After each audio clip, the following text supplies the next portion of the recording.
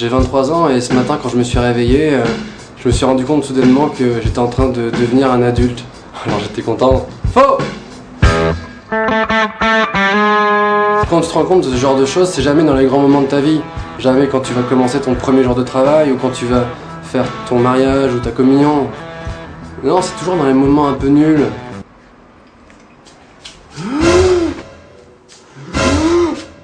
Mon bleu. C'est fini l'époque où tu pouvais te la péter avec ta montre flic-flac à l'école. Ah oui non, mais si à 8 ans t'as pas une montre flic-flac, voilà, t'as raté ta vie. Bon, après, voilà. Fini les soirées dirty où t'écris ton nom sur des gobelets et que t'es ivre de l'alcool. Maintenant tu fais ce qu'on appelle des dîners. Ou pire, des apéritifs dînatoires. Je t'ai appelé pour savoir si tu voulais passer un moment complètement austère autour d'une table carrée. Sans ambiance, sans musique, sans rien, un peu nul. Hein? Quoi? Pas de musique, pas d'ambiance, pas de filles? Mais c'est génial, j'arrive! Yes! Parfait. Bien, où est ma Twingo d'occasion? Ah! Quand tu deviens un adulte, tu rentres dans une nouvelle ère. L'ère administrative. Donc t'as la sécurité sociale qui te rembourse une partie, et puis l'autre partie c'est la mutuelle qui te la rembourse, enfin à moins que tu sois à la sécurité sociale étudiante, alors que quand t'as 17 ans, tu t'en fous de la mutuelle, enfin, tu penses à d'autres choses. Ah Amine! On se t'impose?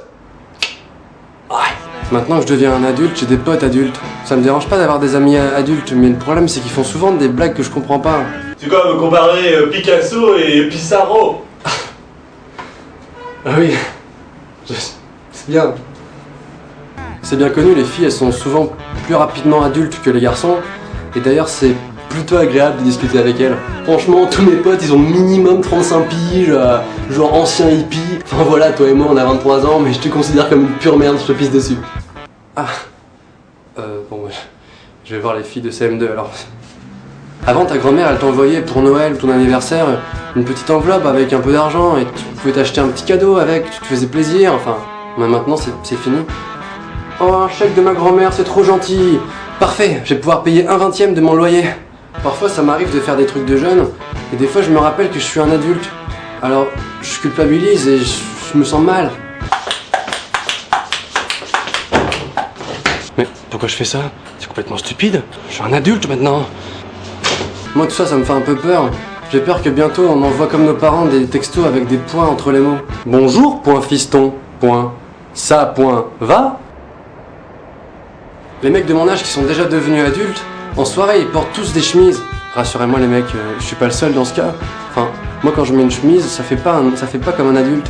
Moi ça fait l'effet voile de bateau. Ça?